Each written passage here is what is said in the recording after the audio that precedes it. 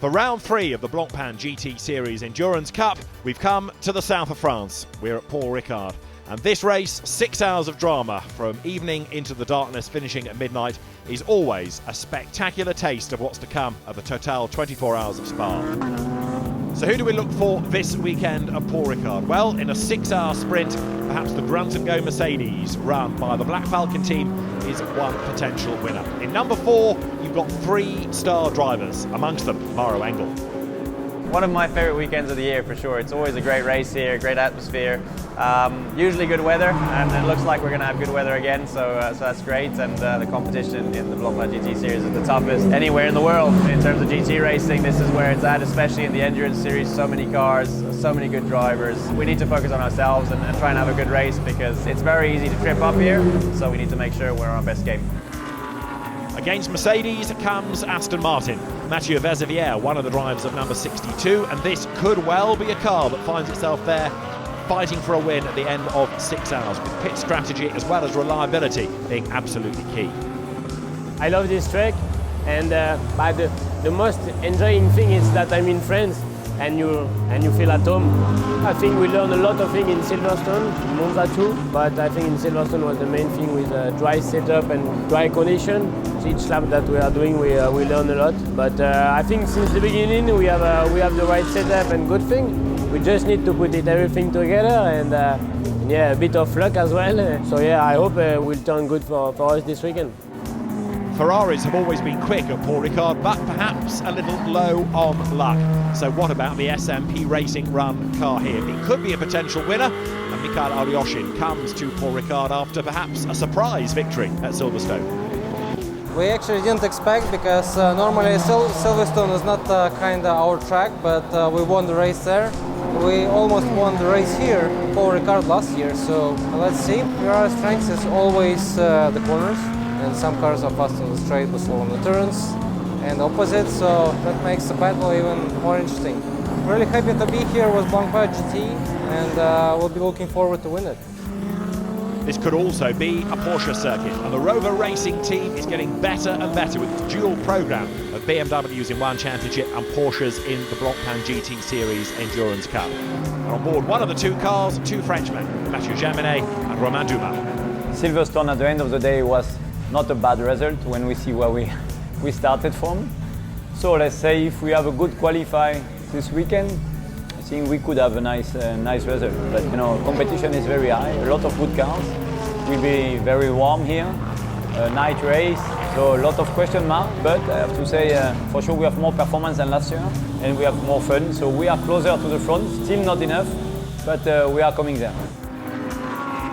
After a podium finish at Silverstone, the FFF Racing team is looking for a win here at Paul Ricard. Driving 519 is Franck Pereira, frustrated not to be a winner in the UK, aiming to reverse that in France. Really happy to be in Paul Ricard. It's such an amazing track. The crowd will be good, and the car will be for sure again fast. Last race was amazing for the Lamborghini. We were 3 cars in the front fighting for the win, and we finished second, so it's really good for the championship. We're going to try to make even better here, to work with the mates and with the team, with FFF, to be in the top 5 minimum. That's the goal, but I believe the team, I believe Lambo and my mates, and I think we have everything to do again a good weekend and try to bring the victory here.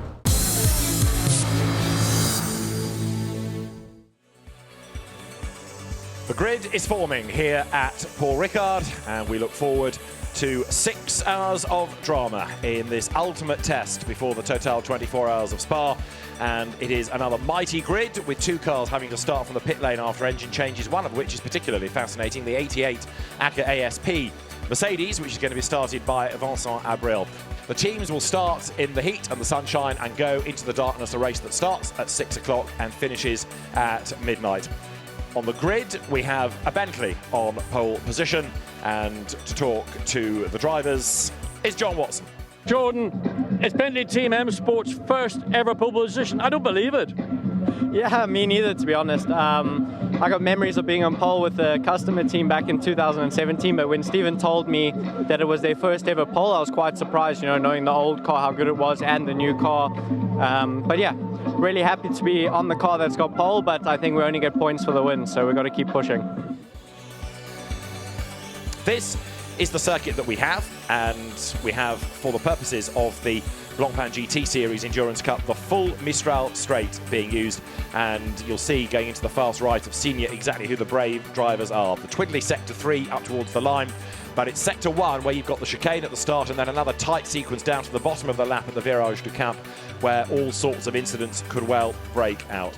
So here at Paul Ricard then, we are ready, just about to go racing. The grid is starting to be cleared, and let's have a walk up it and see exactly who is where and introduce you to the stars of this third round of the Blancpain GT Series Endurance Cup. Some great brands on the winner's trophy that's there at the front of the grid, where Alain Adon, the race director, will flag them away. Jordan Pepper starts in number 107 Bentley. He's on pole position. It's Maro Engel lining up alongside on the front of the grid. And as you go left into turn 1, pole position is on the inside of the road. On the second row, Stein Schotthorst starts Audi 55.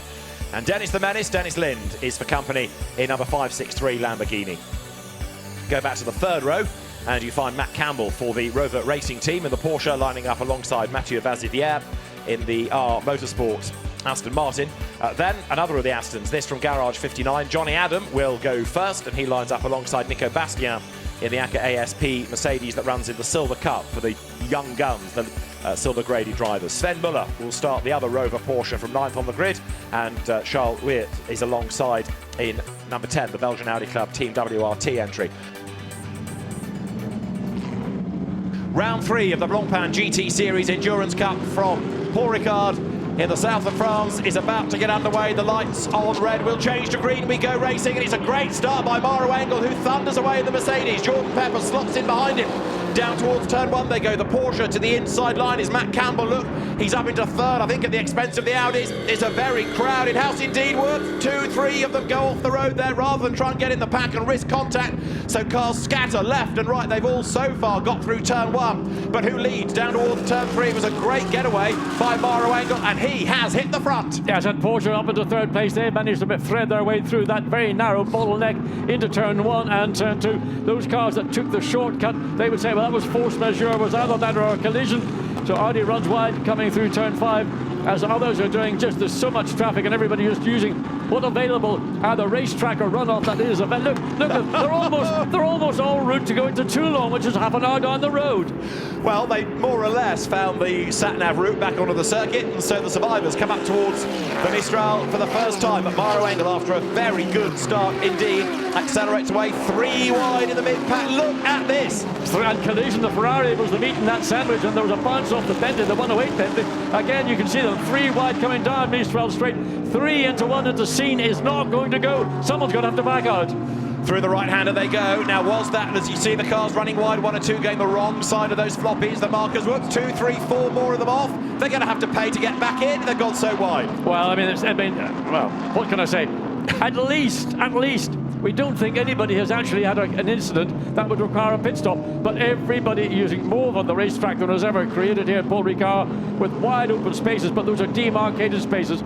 I suspect with this being the opening lap, we will probably see a bit of a lenient view of it. But once we now get into the race, onto the second lap, and we've got the 2 Porsches running in 5th, or the way I think it's 3rd and 4th, or 4th and 5th. We also have at turn 2 a spin from Mario Calamity maybe, but he's got going again, thankfully, with no dramas. And 1 or 2 of the teams wondering whether that was a really good start by Maro Engel or slightly anticipatory. Well, we didn't see the red light go out. We just saw the reverse view of the green light, and it stayed on.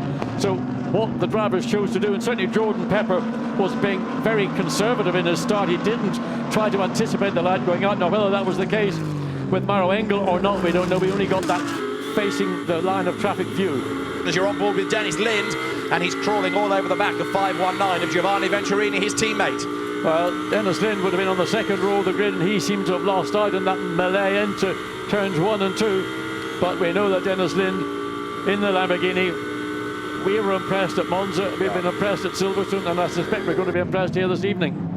Nose to tail. Now, is this a part of the circuit where the Bentley can get through on grunt, or is it going to have to be under braking? Let's see. And while they're squabbling, so Matt Campbell, the hero of the Bathurst 12 hours at the start of the year, is coming back at them, taking Sven Muller, his teammate, with him. Johnny Adam is 5th, best of the Astons, 6th. Mathieu Vazivière, safety car being deployed. Safety car already, and it's an immediate safety car, not full course yellow to slow them down first. And the safety car deployed, everybody there going past it, so it's been a scramble, but interesting that it's a safety car, John, and not a full course yellow. Well, we haven't seen any reason why the safety car should be deployed. Of course, everybody coming down pit straight, overtaking the safety car. We need to wait for the safety car once again to pick up the lead car, which of course will not. There is the safety car as it creeps down to let, well, he's going to pick up midfield, which is never going to be an easy situation. So the leading group of cars, the first 20 or more cars, are all ahead. There is the lead car, the Mercedes number 4, on board the 107 Bentley. So we don't know what the cause, whether it was possibly as a consequence of maybe some contact, bits of bodywork, carbon fibre in particular, could have found its way onto the track, particularly on the racing line. As Maro Engel now accelerates and pulls away a little bit from Jordan Pepper, but it's this sort of seesaw action. So, big time, somebody's gone off at the exit of scene. Number 444, Ferrari Florian Scholzer, and number 2 is Ezequiel Perez Companc, we understand, are the 2 involved in it. That's what's come up on the timing screen. Safety car in at the end of this lap. Maro Engel, absolutely, he knows that this is his opportunity to consolidate the pressure that Jordan Pepper was certainly beginning to assert onto the back of the number 4 Mercedes. And you've got then the 2 Rover Racing Porsches just hovering there, knowing that they've got a quick car here at Paul Ricard, and they're not going to want to let these 2 lead cars get away. They want to make it a 3-car battle for the lead. So Maro Engel then lifts, stacks them up. Now he starts to accelerate away. Once you go, you've got to keep going. You can't go and slow, otherwise you'll be in real strife. But the car tries to get away from underneath him there. It looks loose, and Jordan Pepper is going to be on his tail. So Maro Engel pushed. It almost got away from him. Mercedes, Bentley, Porsche, Aston Martin, and then everybody else as they come over the timing line. They're still trying to get the tyres warm and the pressure's up. Yeah, indeed. You can see just how much they're having to do. The Bentley in particular, Jordan Pepper weaving one side to the other. Now that's not to prevent the 99 Porsche getting through. That's to try and get that temperature and pressure issue back to racing spec. Now there, a little bit wide, goes number 19, Nico Bastian, but he's ahead of Mathieu Vazevier. There they are. This is a battle that's absolutely side by side for 6th place. Bastian in the Mercedes has just got through, but Vazevier comes back at him on the inside. Job done, brave stuff. On the inside, he goes back through for 6th place. That was never going to be a pass, that was going to stick.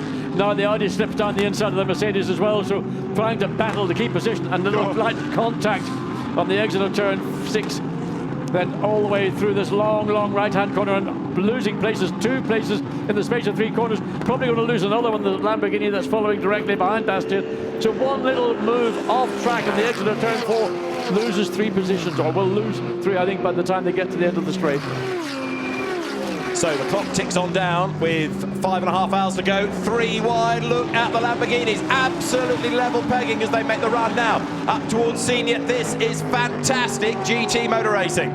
It's game on for the race lead, and we've got so much shuffling of the order going on because now everybody is utterly committed to gaining track position. Finally, they've gone racing. Look how close. You can't get any closer to the back of the Aston as they come on to start-finish straight. The gap is, what, half a second or less. Change for the lead. Bentley ahead of Mercedes. Jordan Pepper has done it. He's gone ahead of Maro Engel. Porsche 3rd, Matt Campbell. Porsche 4th, and more mayhem. That's at the last corner at Virage Dupont. There's a very smoky car that's just gone past me. I think it might have been the SMP Racing Ferrari. We'll check in a moment, but we've lost the Attempto Audi with damage on the outside of the corner. This is everybody going for the same piece of track space because they're all in a huge hurry. Look at the Porsche 3rd. Matt Campbell now almost on the back seat of Maro Engel's Mercedes. Full course yellow. We've gone full course yellow because I suspect of the incident coming out of the last corner. The debris needs clearing up. As I say, there was another car that went past the pits with lots of smoke coming off it. I think it was bodywork against tyre, and I've got a horrible feeling it was that Ferrari. At lower speed, it's not too bad, but the back of the car looks a bit distorted to me. So he's coming into the penultimate corner, turn 14. There is the Ferrari, 55. Audi, and is this, well, this collided just, 55 came across the top of the Ferrari, and then, it was like a snooker. The 78 Lamborghini get one of the Barbell, is that one of the Barbell Lamborghinis? It is, 78. It's got running again. You can see just what happened once the car's out of control, and all of a sudden the Lamborghini doing nothing wrong on its line gets rear-ended, or the rear end of the Audi gets into the door, the passenger door of the Lamborghini. So once again, back to full course yellow conditions. There's the Lamborghini being worked upon. There are others about to make their way into the pit lane as we just look at this revised pit lane entry. You might as well try something here because you're going to lose less time under a full course yellow. So the Ferrari 72 in. Yeah, there's the damaged Lamborghini. Yes. So that's the one that went into the spinning James Paul. The Barwell Amstutz car in the background comes in. Rinaldi's Ferrari is in. So all these teams trying here to, if you like, buy a quick pit stop because we're not under proper green flag conditions. Yeah, but sorry, John, just quickly, we've now gone safety car, so now they'll all bunch up again.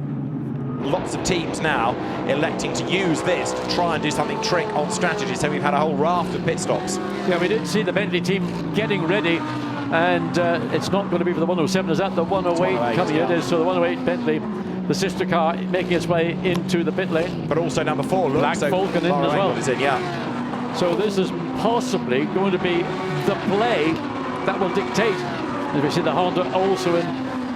So there is the 108 making its Bentley down towards the end of the pit lane. They're more or less directly under our commentary position. And the one benefit is that when they leave their particular car park or park, they can get pretty much back on the throttle once they go across pit lane exit. There's a flat out run down into turn 1. Safety car in at the end of this lap. So we have done, really, the best part of 40 minutes, and we've had precious few racing laps, and there, Black Falcon almost tripping over itself in the pit lane there as the number 6 green car released right on the tail of number 4.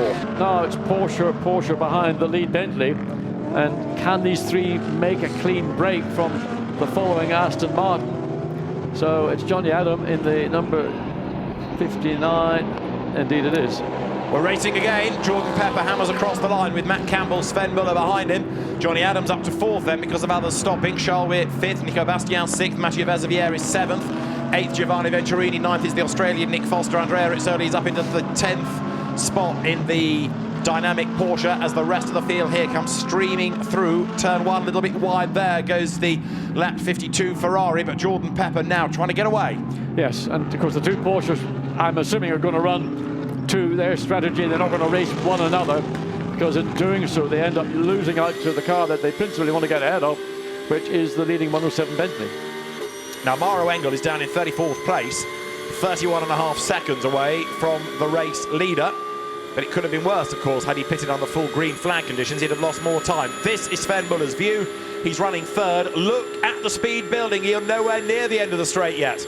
No, I want to see 280 kilometers per hour as he makes a small adjustment in the mirror. No, that's a strange adjustment that he's taking time to do. So 273.4, not quite as quick as some of the other cars that are around. And that, the Bentley we saw in qualifying was getting up to just over 280 kilometers per hour. That gives them an awful big advantage at the part of the racetrack where top speed is key. So the race leader currently on lap 17, Jordan Pepper, 3/10 to the good. And 2nd and 3rd go through. The two Porsches then run by Hans-Peter Naundorf's Rover Racing squad. So about the two drivers involved via the accident, car 2 and car 444, both drivers are okay. And that's the voice of Alain Adon, the race director that you heard, confirming that the two drivers, Florian Schotzer and Ezequiel Perez-Compac, are both okay from the incident on the first lap. There was quite some concern given that it was a high-speed part of the circuit, but the good news is they're all right. Now let's have a look at it, because the Ferrari's on the outside, the Audi gets hit by Derek Pierce, and then that fires the Audi across into the Ferrari, and boom, into the barrier at high speed they go. So the Audi seemed to get hit from behind by the Team Parker Bentley. Huge damage to both of those cars. Yeah, the Ferrari really looks to have been one of the two that's come off the worst. The angle that he hit the tire bailed out. The Audi hits it nose end, but then you can see wheels coming off the front of, I think it's one of the Ferrari and certainly maybe one of the Audi. But fortunately, the integrity of the build of these GT3 cars is such that you've got a massive roll cage, safety cage within the cockpit. Everybody very concerned about passive safety within the cockpit for everyone. And Black Falcon, incidentally, when they had Maro Engel in the pit lane, served their Joker pit stop, so it was a short stop to keep the car in contention early on. Way out wide there. Whoa. And that's the danger. You go wide coming through scene, and then you just swing back across the racetrack as if there's nobody there. Luckily, there was a sufficient gap for them to blend back into that battle. But that is concerning. 66, that's second of the two attempt to Audis, and an aggressive return to the racetrack. That was Nick Foster, the Australian driver, behind the wheel of it.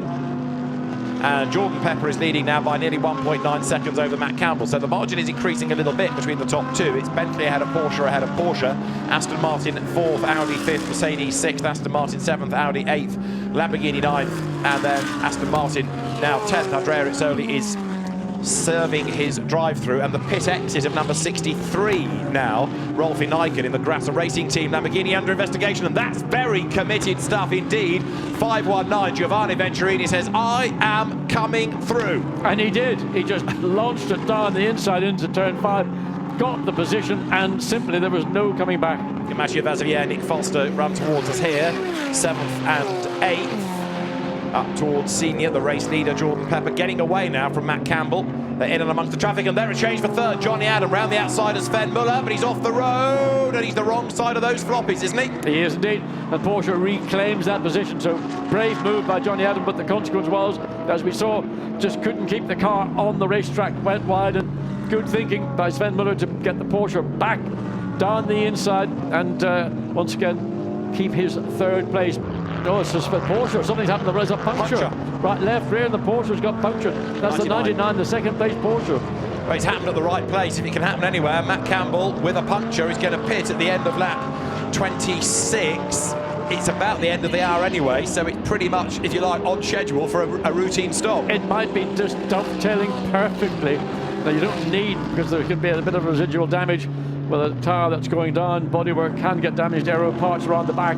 But Nico Bastian really doing a strong job. Yeah. Trying to give Wertz a good workout. There is the Porsche, so it's the left rear that, whether it got cut, and that's one of the problems when there's a lot of carbon fibre around the racetrack, whether it got cut down or whether it's another issue. But nevertheless, all around the racetrack, you slide over curbs, some of the serrated curbing, you can just at the wrong angle just cut a tyre down, and it takes so little. And it gets even harder, of course, later in the race when it's dark, because you are limited in what your headlights will pick out. And Charles Weert under attack. Nico Bastian at the inside. Is Weert going for the pit lane? Yes, he is. So Charles Weert pits. Well, that was opportunistic, possibly. But anyway, the key is Nico Bastian has gotten through finally, and that will bring Nico Bastian up into 4th place.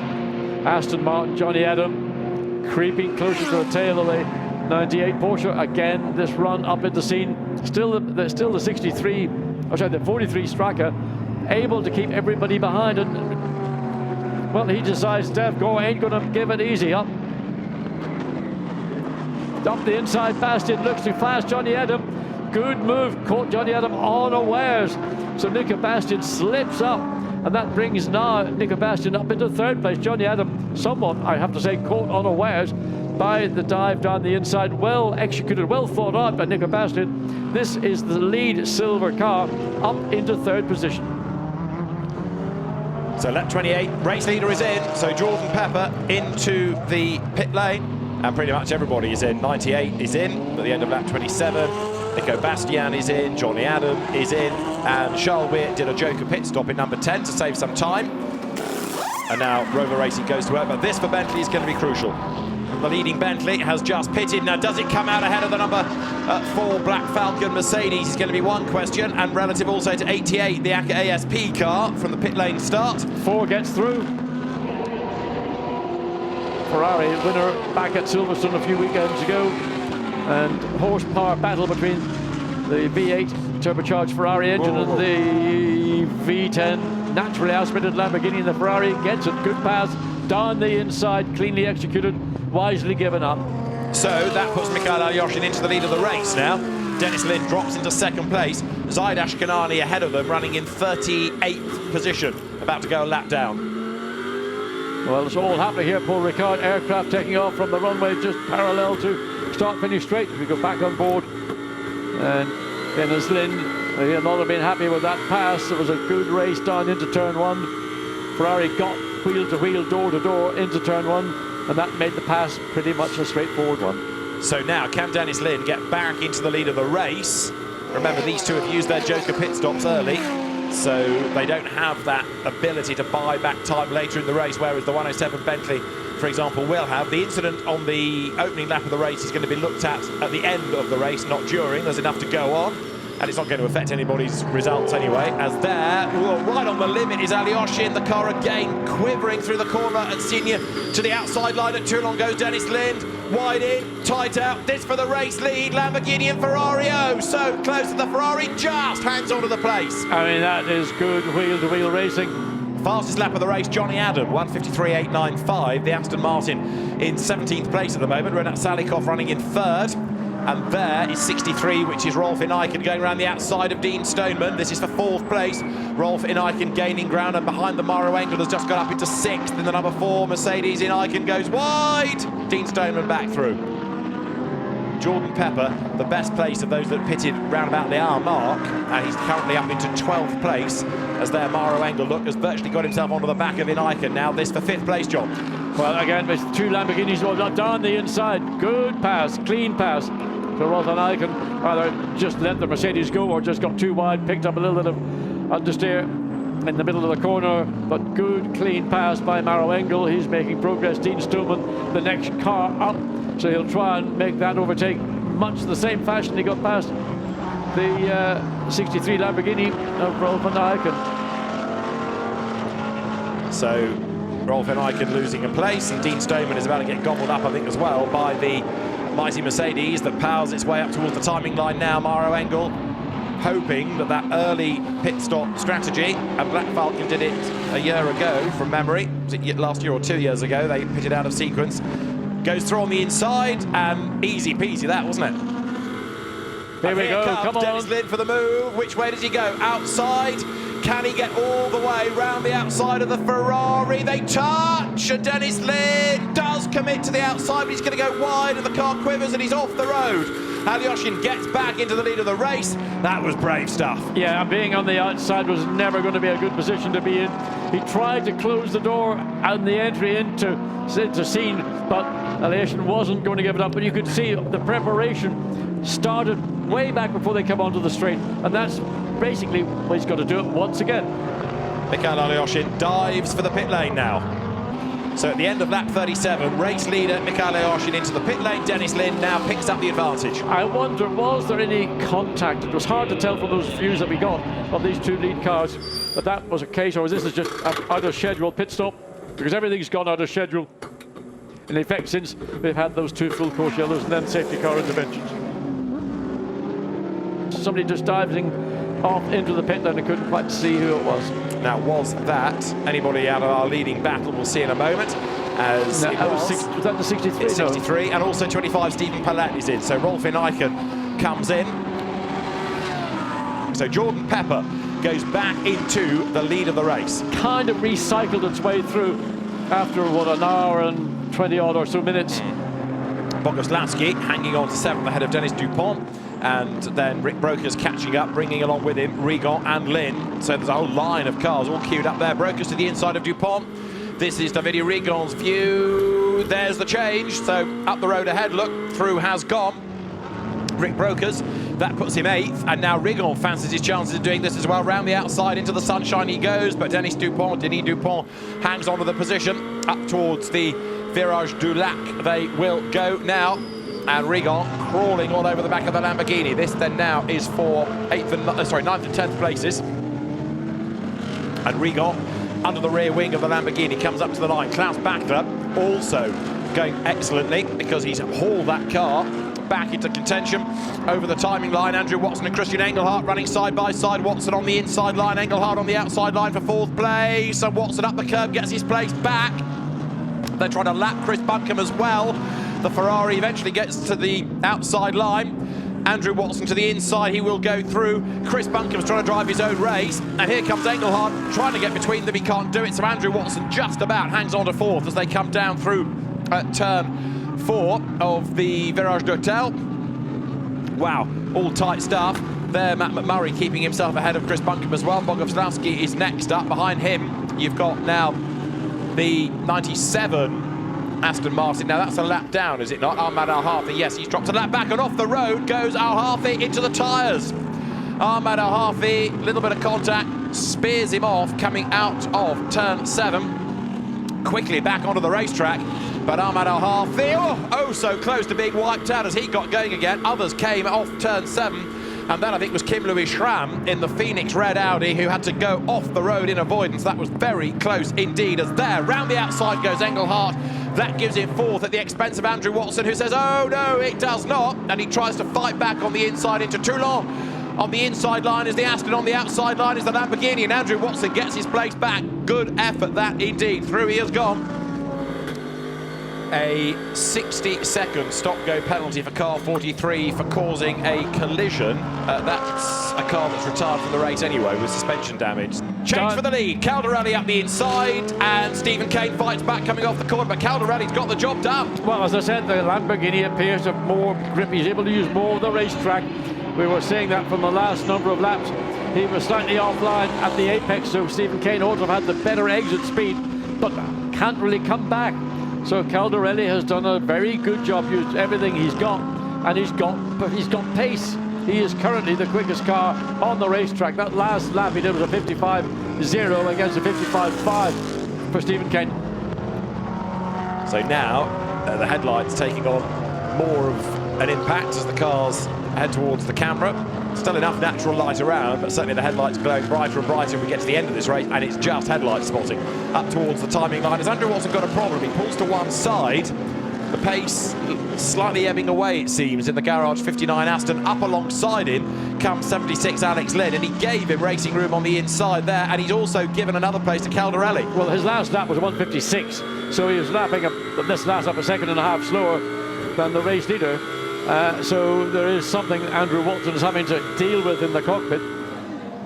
So garage 59 concerned about Andrew Watson's car, and he is dropping down the order because he's 13th. And here we go. Defence from Lynn on the left-hand side. Can Caldarelli finally do it? A late break, but can he get the nose of it? He's done it. Good pass, well executed.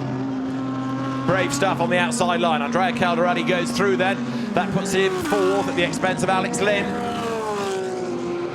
Andrew Watson is in the pit lane, but he's lost about a minute in the space of 4 laps, hasn't he, against the opposition here. So serious dramas, and after the car started off so well, it's going to go to its box. Look, so disappointment that he doesn't get a chance to drive again.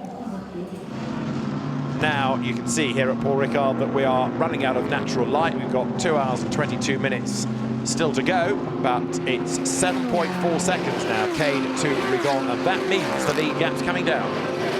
Yes, it is. David Rigon has cut that from just about 11 and a bit seconds. More crucially, one might say, Andrea Caldarelli has found a way past Zaid Ashkenazi. So Caldarelli up into 3rd place ahead of the Porsche in 4th. Alex Lynn still 5th. Dennis Bulletov in the 333 Ferrari, in spite of that drive-through penalty, now running out the top 6. As in comes Stephen Kane, and he will jump out, and Jules Gounon will get in. So new tyres. Significant height difference between Stephen Kane, and so you have to remember that there is an adjustment available. It's not all GT cars have a seat adjustment. The problem, that left front is not going on. It is not going on. Problem, not again. We've seen wheel nut problems, I think, in the past. It's a lot of shouting. And that is not good for the number 107 Bentley. Is it a wheel gun or a wheel nut? Oh, dear me. I think it's the gun. They can't get the gun. They're trying to get the... I thought they were trying to take the nut off. Answer me, is that wheel halfway across the white line okay? I think it is, isn't it? Whoa, I don't know. It depends on your point of view, I would have said. Anyway. That is disaster. Well, they've got 81 seconds, don't forget, line to line. The car blasts away. Let's just see how long that pit stop did take. It's certainly over 90 seconds, so they have lost time. It's 95 seconds, so they've lost 14 over and above that allotted time. So 95 seconds. So clearly they've lost time, and that means that Caldarelli jumps ahead now in 5.63. So 14 seconds lost with the problems with that wheel gun. As the 72 Ferrari finally makes its way in, so pretty much the top 10 have come in within about 3 laps of one another, and you have to say they're almost back onto the kind of schedules that they would have been running had this been an uninterrupted race. Another filament taken off the windscreen. Right, away goes 72 then. So Davide Rigon brought it in. But there is currently the lead car, the 107, as we wait for this round of pit stops to wash itself through. Now, number 72 pit stop is under investigation. I've got a feeling the car was dropped down and then lifted up again during the pit stop, so that's being looked at. But is there a regulation that says that you can't do that? Well, once it's dropped down, the theory is that's the end of the pits. So let's have a look and see the 72, what may or may not have happened with this Ferrari.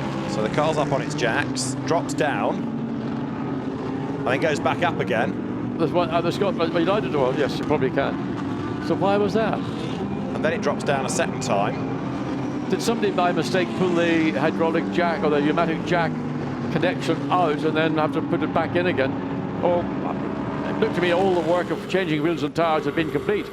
So the regulations say you can't drop and then lift again. So that car is potentially going for, I suspect, a drive-through, but we'll see what the stewards decide. So Marco Mappelli presses on, he's on the back of Marvin Kirchhofer here, and this is the fight for third place. We've had a change for fifth. Maxime Soulet has gone ahead of Andrea Rizzoli, so the Bentley is through. You're looking at third. Kirchhofer just ahead of Mappelli, but Bentley 108 up into fifth place, riding now with the Lamborghini. Wonder, was that traffic assist, or was that just a simple good overtake by Maxime Soulet? Maxime Soulet waiting to see how much he's pulled ahead of Rizzoli. In fact, Olsen, where is... He's down to sixth. He's lost the place now to Bertolini as well. So Olsen, Rizzoli has got a problem. I think he's dropped 2 places. He's actually dropped 3 places in the space of 2 laps. You're right, he's down to 8th. Yeah. So Soulet 5th, Olsen 6th, Bortolotti 7th, down to 8th is Rizzoli.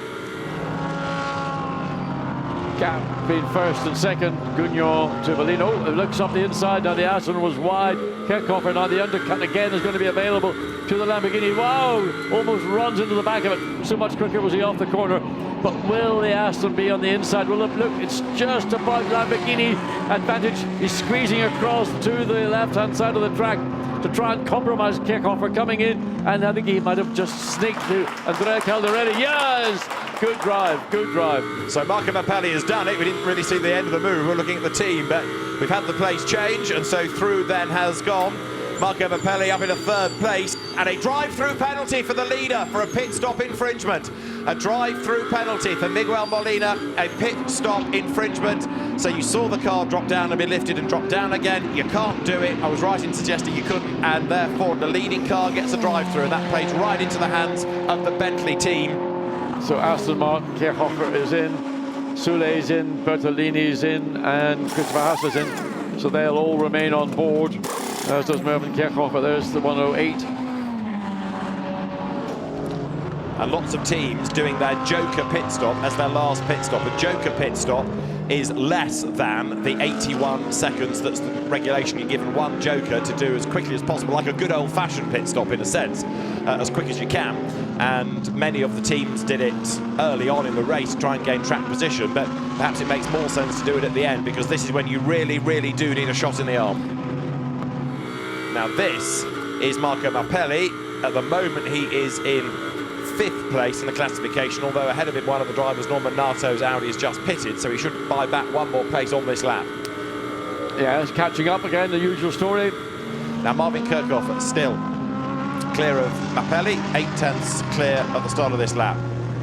And the gap between first and second is beginning to extend. It's up to 27.5 seconds, so Molina really no answer in the 72 Ferrari to the pace. There's the 55.63, 4th place Mappelli, still charging, hunting down.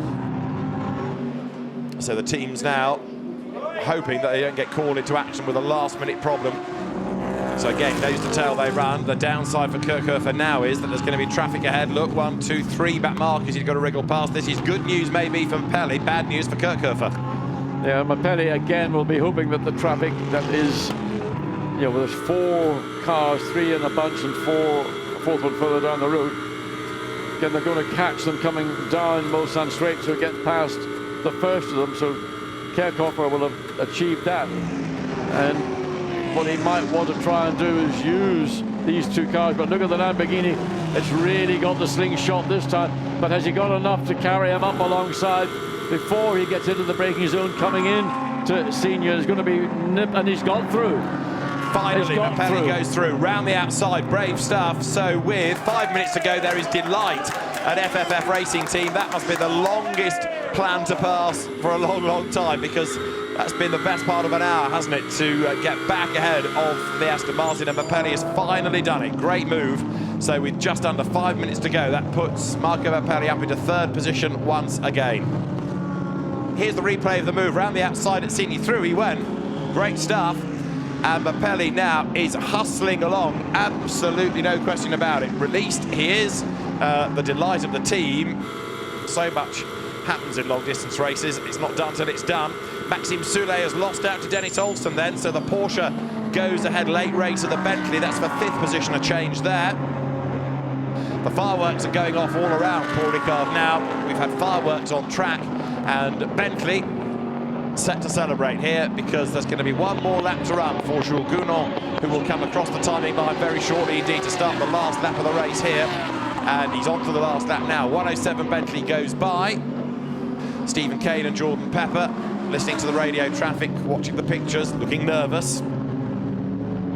Last year, it was on the last lap that Jules Gounon lost the lead, but this year, this car has absolutely crushed everybody.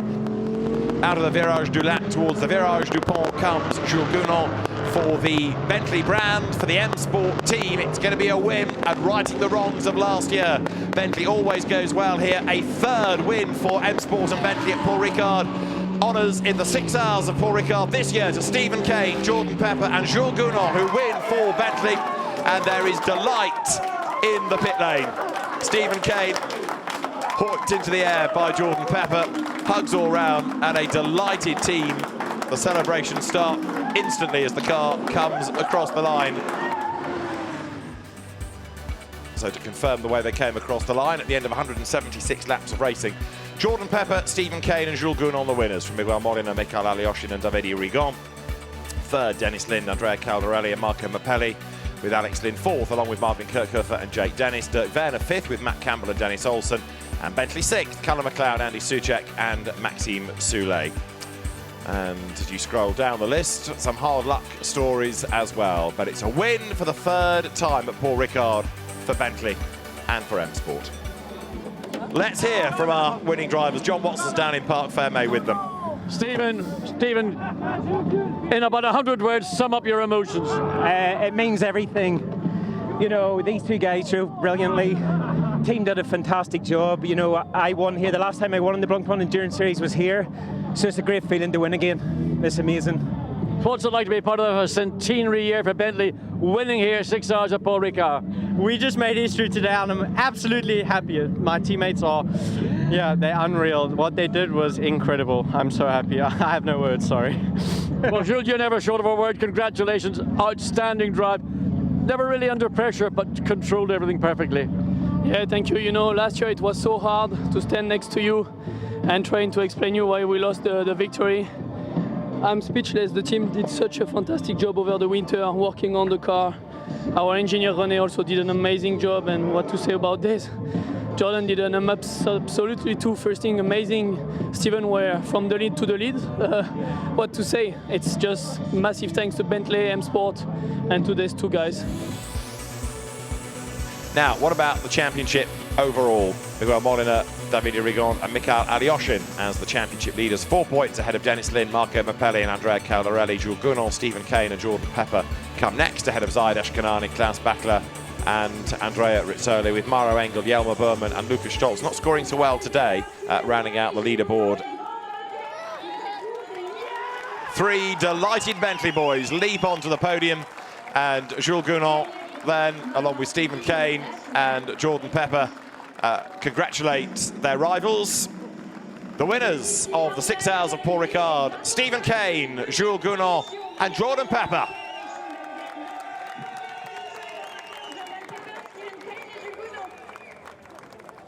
That 6 hours of drama just whets your appetite for the Total 24 hours of Spa. We'll see you there next month.